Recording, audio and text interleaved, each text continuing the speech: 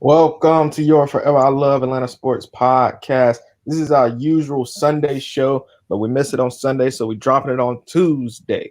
How you doing, Cookie? Doing good. How you doing?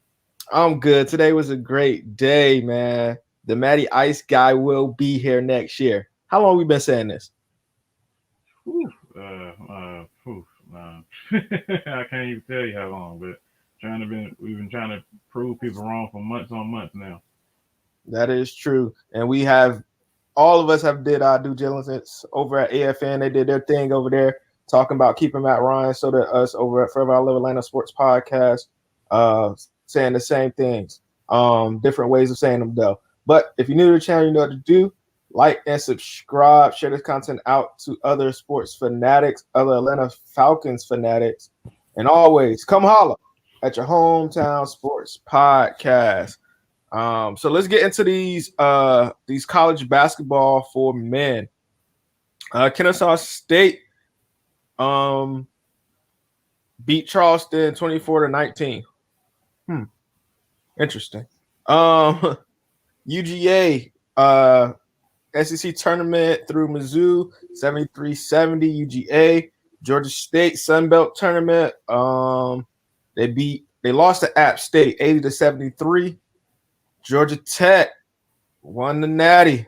Well, not the Natty, the ACC tournament. Shout out to them. Even though I think it was I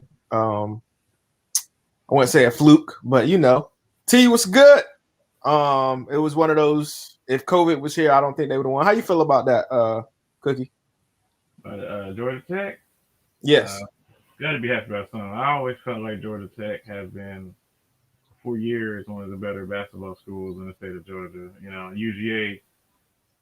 It's awesome that Anthony Edwards, went number one. We haven't seen top flight UGA prospects in Dominique, so it's been a good couple of years for Georgia in terms of basketball.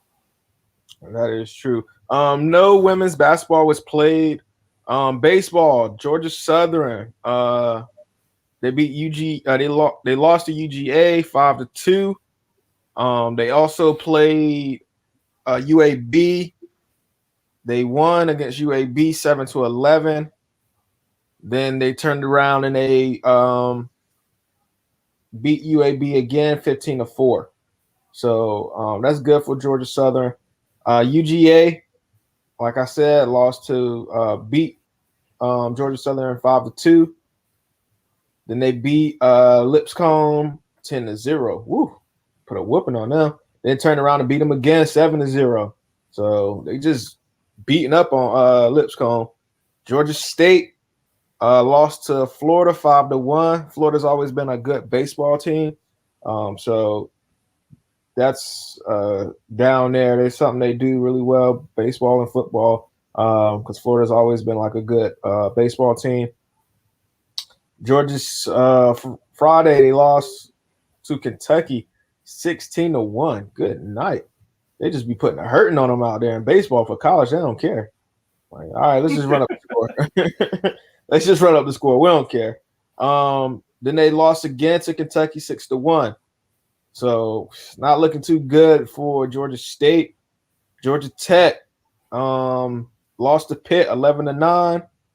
Then turned around and beat Pitt 5-3. So that's always good. How do you feel about the college baseball going on right now?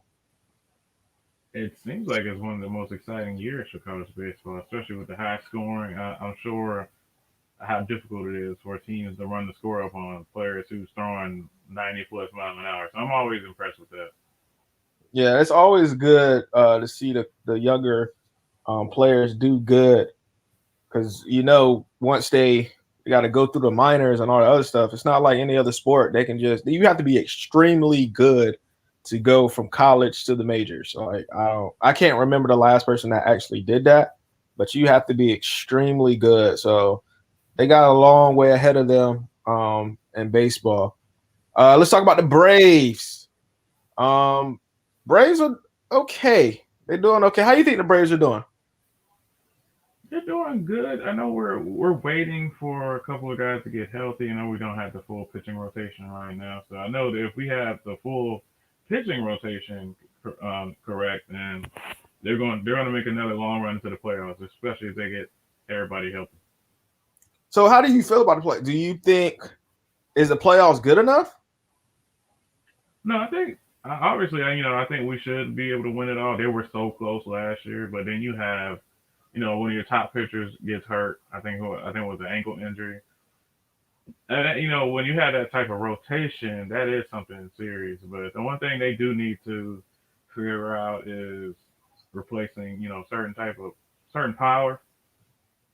Because they didn't get that pop in that bat much in the playoffs as well. Because you got what you had. I don't know why I forgot his name for some reason, but black outfielder was here. He had the pop, but you need to get that from the other guys as well. I know they're going to be counting on Austin Riley to see if he can be more consistent. Ronald Acuna is Ronald Acuna. We know that. And then we brought up what Christian Pache. I don't know how to say his name right, but he's been up here doing well. So just to see, are they going to rely on some of the young guys more? Because you don't have to Nick Markakis you can just bring back in the middle of the season and be like, okay, hey, you know, let's Yeah. bring him back and have him go or hit like 230. You gotta rely on some of these guys who's been in the minors for a while. Yeah, that's true. Shout out to everybody in the comment section. What's good, Wallace? How you doing out there? Knight, how you doing out there, man? What's good? Oh God, Jayhawk flies in the building. Hope y'all ready for the new quarterback to be drafted. I guess because that's not out of the picture. It's still a strong. There's still a possibility that we could draft a quarterback, but from my understanding of what just happened today with them restructuring Matt, which we'll talk about a little bit later. They're probably going to trade back. I don't think they're going to draft a quarterback this year, but it's not. That picture is still could be painted. What you think, Cookie? Before I get into that, I gotta drop this news. Former West Georgia Wolf signing with the Saints. I don't know if I'm happy or unhappy about that. He was just with the Panthers though. He's one of the most versatile fullbacks. So congrats to him right there. As regards to Matt Ryan, I do think it's a possibility they do grab a quarterback. I don't think it's at 4 through with that type of deal. If they want to restructure, because when you think of restructuring, you got to think they're kicking the bucket down the road. You don't do that unless you really think that you can win now. And especially when he said, Terry Fulton said, win now and win in the future. But importantly, is win now. So they're going to have to add some guys. You can't do that without restructuring Matt, maybe Grady, Debo, Julio, all of them. You got to get some money to get some guys in here. So that's what's going to happen. I do think they're going to grab a quarterback maybe in the 4th to actually replace Matt Schaub. That Matt needs to be replaced first. That's how I feel about it. Then later on, if you build the foundation correctly, you got a O line, you got a strong young defense. Then you be like, okay, let's bring a young quarterback in here. So I like I said on Twitter earlier, with a lot of fans saying, oh, they hate Matt Ryan, they wish he was gone and all this. Like, if you hate him, you wouldn't want him to be teaching the next quarterback. But they always say, oh, a year or two is good behind Matt. But if you don't like Matt, what's the point of him teaching that guy if you don't like him that much? Yeah, that's true. What's good, Ultra Shadow? We had a little mix up, man. Hopefully, we can get Atlanta United Fan TV back on the show. We had a little mix up with timing and everything, so hopefully, we can get them back. What's good, Tev Sports? Falcons not drafting a quarterback with the 4th since Matt restructured over the next 3 years. That is, I wouldn't, like I said, that picture still could be painted. That picture still could be painted. They could just be doing it just to move some money around so they can get some more players in here. So don't think just because they restructured him that it's not a possibility that they can go draft a quarterback at 4. It is still a possibility. But back to the Braves. On the 7th, they beat the Red Sox 5-4. On the 9th, they lost to the Pirates 10-1. Kind of a beating right there. On the 10th, they lost to the Red Sox again, 5-3. On the 11th, they beat the Rays 2-0. On the 12th, they beat the Twins 8-5. Then they played the Red Sox again, and they lost 2-7. Then on the 14th, they played the Rays and won 8-7. On the 15th, they played the Twins and won 5-1, and then they lost again to the Red Sox 5-3. The Red Sox kind of kicking our butt this last week or so. What's going on there? It's not good. Red Sox is a good team, but I don't know about that. It is also just the spring training, so it hopefully it'll be better for the Braves, especially when the season starts. And I'm gonna tell y'all this. I'm gonna say this now before the season starts. Do not, in the first 10 to 15 games, if the Braves come out not doing good, do not start calling the season. Please. Y'all did that last year. Y'all did that last year. Y'all was calling the season because they came out a little struggling a little bit, and everybody was worried. There's so many games in baseball. Just be patient. Just be patient. It's not like football where if you drop the first 4 games, you're probably not going to make the playoffs. They got so many games to play. Just be patient, y'all. Let the season go on. After like a month or two, then we can talk about how this team looks. But in the first week or so, week or two, please be patient. What you got to say about that, Cookie? Yeah, you got to at least let like 70 games come off with. Like I don't know exact number how many games, but they played dang near 200 games. So yeah, it's like 150. You gotta wait on them. You gotta like they could look flat for like 10 games straight, but that don't mean they out of it. So, Atlanta United news. They lost to Tormenta 0-3. Atlanta United has also signed defender Alex DeJohn probably to a 1-year contract with an additional option year. DeJohn played for Orlando City SC the last 2 seasons after spending 6 years in Europe. They beat Tormenta. I think you got it wrong. You said what? They beat Tormenta. They did? Oh yeah. Okay. Yeah. They did. Sorry about that, people. They did beat Tormento 3-0. Atlanta United will open its 2021 MLS regular season against rival Orlando City SC on Saturday. So they went and stole their player, and then they're gonna play him on the first game. How great is that? That game will be April 17th at 3 p.m. Eastern at Exploria Stadium. The match will be broadcast nationally on Unimass and will be the first time Atlanta and Orlando have played in a season opener. Atlanta home opener is scheduled for Saturday, April 24th at 8 p.m.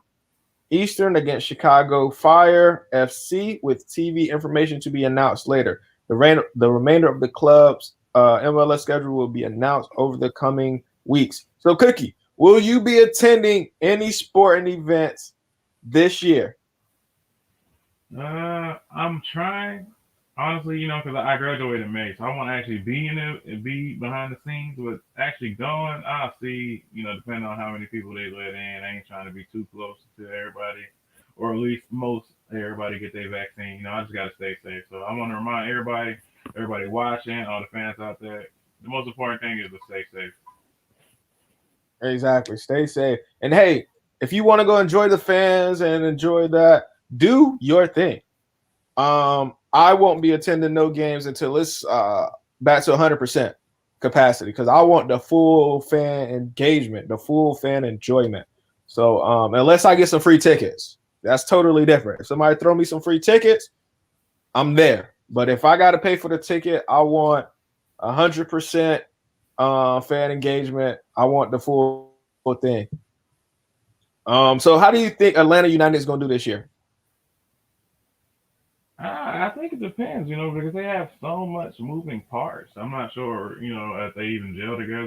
They didn't get the new coach, I think, with Gabriel Hines. Like, it's just, or the manager, but so much moving parts. To me, with Atlanta United, it got to be a wait and see. Yeah, I feel the same way. Ever since their championship run, and then they had a good run after, this Atlanta United team has kind of been one of those teams you just got to wait and see what they do.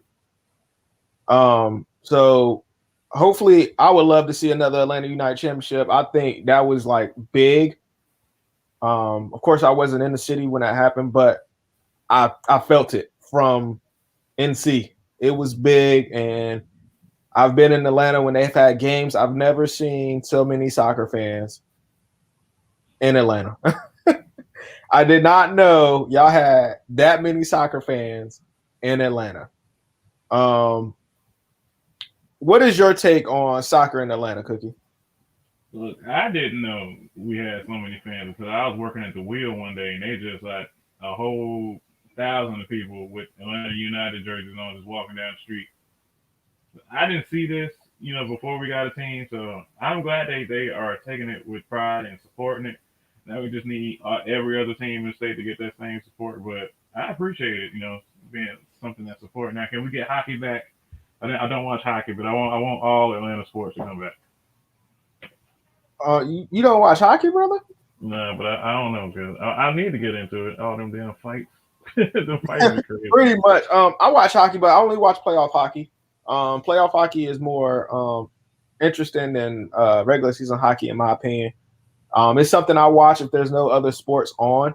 So it's not like, oh, I'm a big hockey fan. Nah. If there's nothing else on, I'll watch hockey. I have no problem watching hockey. And then hockey's usually on around the same time as the NBA playoffs. So when the NBA playoffs are not on TV, yeah, I'll jump in and watch a hockey game.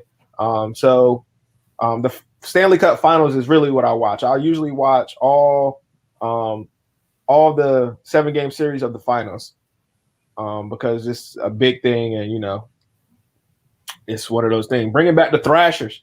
I know nothing about the Thrashers, T. I know nothing. Maybe Cookie can speak on bringing back the Thrashers. Yeah, but I would love for some incarnations of Thrashers to come back. Darn you, Spirit Group, thinking you can sell everybody. It ain't all about money all the time. I'm glad they gone. Yeah. So switching gears to the Falcons, man. They helped us out and dropped in the big thing, like we said earlier, restructuring Matt. He was due $23 million this year in base salary, and now set to make $2 million in base salary. But they're gonna split that $21 million over the next 3 years in guaranteed money. So pretty much he's gonna get $7 million guaranteed at the beginning of each year. Sound about right, T? Sound about right, Cookie? Yeah, sounds right. I'm just checking my math, brother. Checking my math. Make sure my math is on point. With this restructure, though, cutting him next year might be a cheaper price. So in a sense, I think this year for Matt Ryan is if they draft a quarterback. Let me say that. If they draft a quarterback at that number 4 spot, this year he has to have a good year. He has to if he wants to remain the starting quarterback. If they don't draft a quarterback, then of course next year he probably is going to have a good year because they're going to draft a quarterback next year. How do you feel about them restructuring Matt? I like the move, especially it lets you know exactly how they feel about Matt Ryan going forward as a starter, especially in 2021. And even if they draft a quarterback at some time in the draft, I have a feeling that Matt Ryan is going to be really at the top of his game, especially with Arthur Smith bringing that scheme over. Because I'm thinking if you get Ryan Tannehill looking like that, and you come over here with a former MVP, it's going to be the same thing, man. I know we don't got that Derrick Henry. I know a lot of people like to bring that up, but it wasn't just all Derrick Henry. So they had Jonnu Smith, they had AJ Brown, Corey Davis. All those guys contributed to that offense. So, and then you give Arthur Smith a more talented offense, especially you giving him Julio, Calvin Ridley, and I think Hayden Hurst can be unlocked. You're giving him a more talented offense to play with. I think Matt Ryan is going to show you why he's been one of the most consistent quarterbacks. Also, one of the quarterbacks that's staying with his original drafted team. So that's what I think is going to happen. Whatever happens past this year is debatable, but he's here for 2021. So let me ask you this: do you feel, because you know how Matt Ryan sometimes struggles under first year when they are changing the scheme there? How do you feel about that? I don't think he's going to struggle too much because this is a scheme he's been familiar with because it's a West Coast scheme. So like we've seen this with him and Kyle. I don't think it's going to be too much of a struggle. I think the more of a struggle that may come into with the offensive line actually because it's going to be a completely young offensive line outside of Jake Matthews. So that's where I think the struggle might start. But it's starting from a scheme change, point of view, they're going to do a lot better because they're not just dropping back, dropping back, dropping back. No offensive lineman just wants to drop back, all day. They want to actually get out there, move bodies, and hurt people.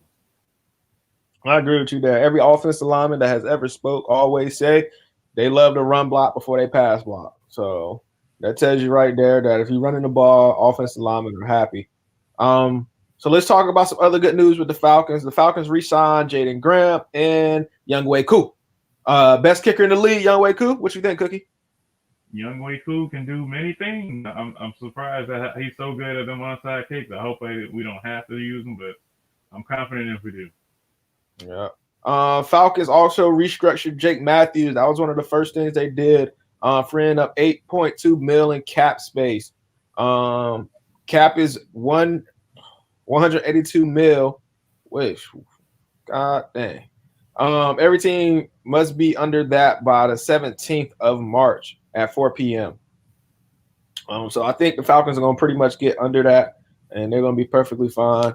It's just the fact of who do we get? Who do we go get?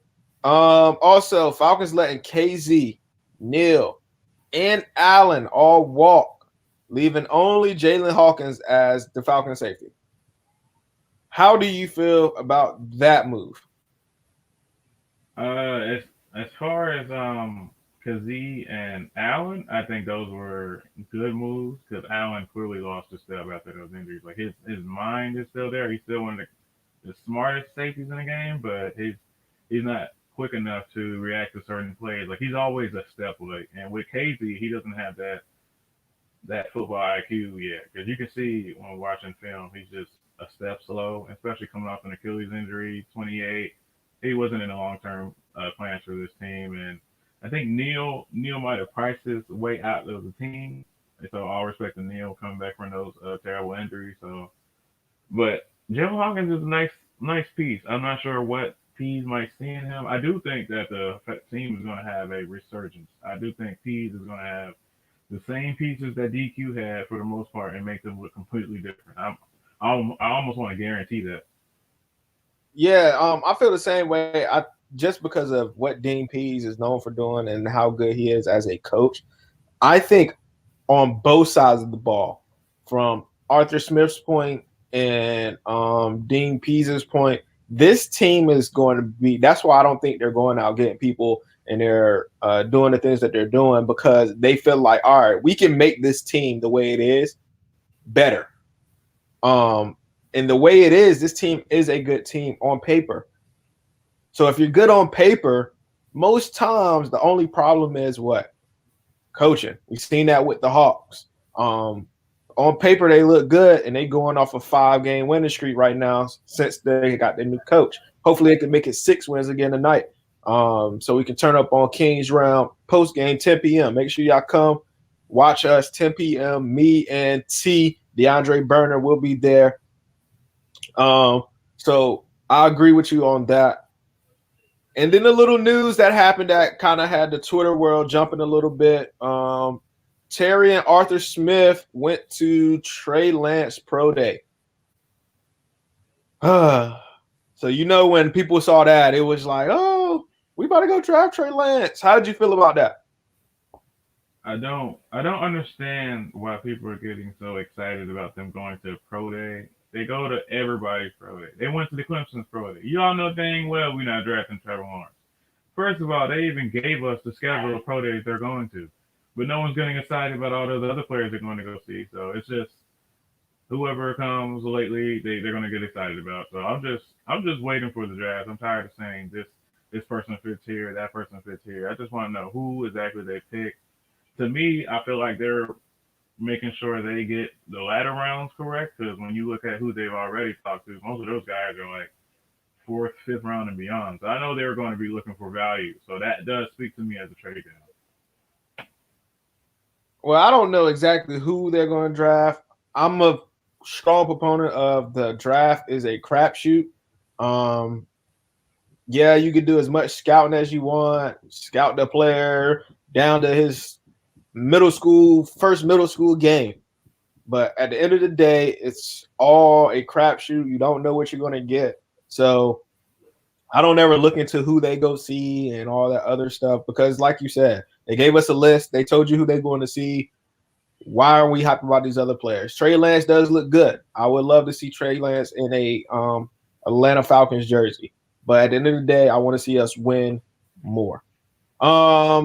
T, do we keep Todd? I hope not. I really hope not. If we keep Todd, I'm gonna be a little mad at Terry for keeping Todd. That's gonna be my first little nudge against Terry.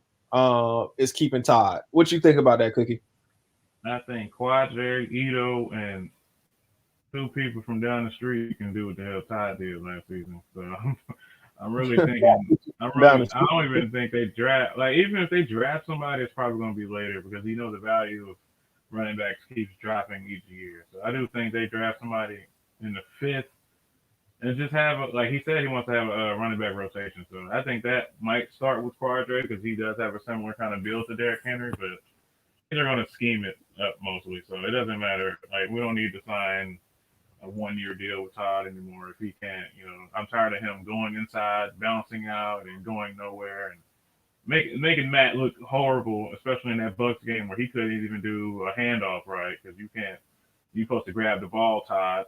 So I'm getting angry if I keep thinking about it. Go ahead. Yeah, man.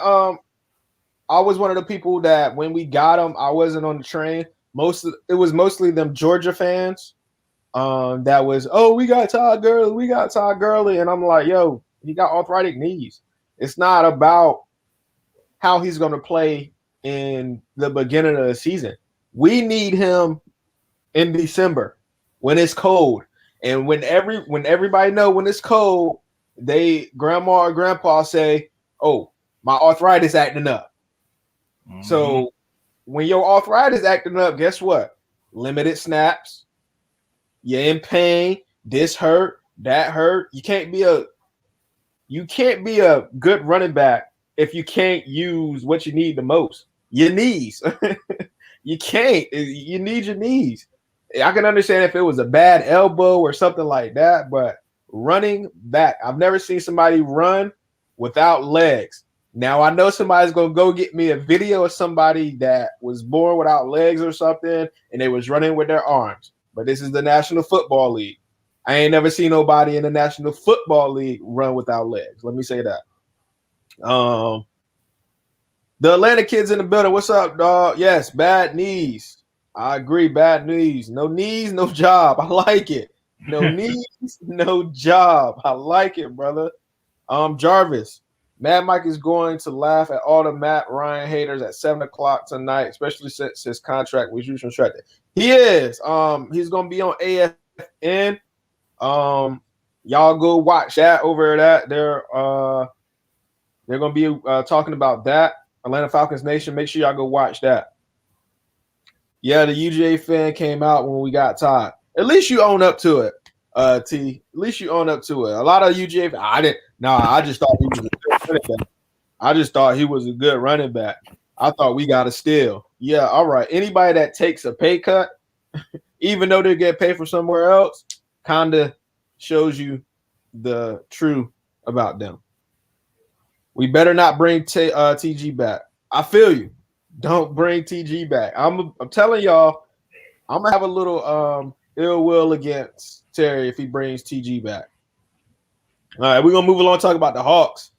The Hawks have been balling lately, and they just haven't been balling in the first 3 quarters. Most of the time, if you can miss the first 3 quarters of the game and watch the fourth and be like, oh, okay, I see where the hype is coming from. Because in the fourth quarter, that's when they shine the brightest. I wish the Falcons could find out whatever they doing and they can shine the brightest in the fourth quarter. How do you feel about these Hawks? I think the cardiac Hawks are back now because you watch them through those 3 quarters. You're like, I don't know if we're going to come back. It was been a game where I fell asleep. I wake up, the Hawks won. I was like, what do you mean they won? It was down by like 20 in the third, like going into the fourth. So like that just reminds you have to believe in the team, especially with a new coach. And to the people, not to the people, to the media that was saying coaching wasn't the problem. Clearly, it was because the Hawks ain't had a 5-game winning streak since 2018. So what y'all have to say about that? Coaching is clearly expanding and unlocking this team's potential. We don't even have 100% healthy yet. DeAndre Hunter is slated to come back in a few games. Cam Reddish is getting out of his walking boot, so he's doing a little bit better. Then we're going to get Chris Dunn, defensive specialist, back. So now we're thinking of, okay, let's see what Nate McMillan can do with a fully healthy roster. And I feel like with a fully healthy roster, what he's doing currently now with a not fully healthy roster, boy, I tell you, this team could be in that 4 or 5 range, which I predicted at the beginning of the season because I had all my faith in LP. All my faith in LP. This was going to be his year, but he messed it up. Can't be too sad. That's the biggest difference right there is what can you do when not all the chips are in your favor? As we seen what he did when this player went down, that player went down, he folded, but with the same roster, Nate McMillan has had this on a 5-game winning streak. There's nothing different about this roster from then and now, except for Bogey's coming back playing a little 20 minutes, but there's no difference except for Nate is coaching them. Nate is connecting with them. He's clearly connecting with them because you see him dancing with Trae Young, giving out high fives, smiling, showing emotion. You didn't see that from LP. LP would just stand over there with his arms crossed whenever anything happened during the game. I've seen more emotion from Pop Warner coaches. Not Pop Warner coaches, brother. Hey, you gotta love your Pop Warner coaches. Gotta love them. I'm not a Georgia fan, so I was like, cool, I can actually root for him now. Nah, I didn't want to root for him then, and I didn't want to root for him now. No offense. I hope he does good. He has done good in the NFL from what he's done already, but it happens to the best of them. Sorry, I'm talking about TG. Hawks about to be Hawks. Yes. Coaching matters in any sport. You are absolutely right. And I'm gonna ask your opinion on this, Cookie, because I had this debate probably like 2 weeks ago with somebody. Even with single sports, so your baseball, not your baseball, your tennis, your boxing, does that coaching matter? Yeah, like nobody can go out there and just master something by themselves. I don't care how long you read a book, you got to get some knowledge from somebody who's actually done it before. Yeah, I agree because I was having a debate with somebody about boxing being a team sport, and it was like, well, they not going out there getting beat up. You are absolutely right, but they got to train that man. They got to talk to him when he come to his corner, let him know what he's doing. It's not ignore all the sparring, all the crap exactly. you put him in the corner, all that. Like that's important. You tell him, hey man, you getting your butt whooped, man. Go out there and weave a little bit more. Let him come to you. Like that's coaching. Like, you can't ignore that.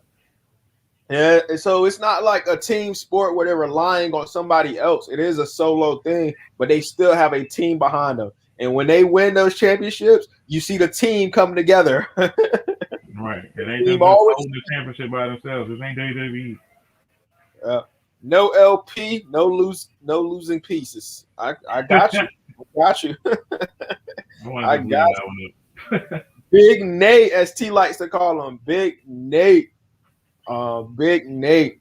So before we get out of here, not T, sorry man. Cookie, any plugs? Y'all can all follow me on Twitter at Cookie by Nature right now. I know I got it privated, but y'all just gotta bear with me now. I'm going through a transitionary period. I'm going to drop a lot of content. Everything's going to be on gshmgroup.com. Y'all go there and check out the latest sports news and subscribe to this podcast. And y'all listen to it right now. Subscribe. Support everybody. Support AFN. Support King. Support everything you see that has to do with it. And as y'all know, I'm the King. You can find me at Kingshrimp ATL. My page is not private, but just trust and believe. If you follow me and you come with that BS, I'm going to come with it back.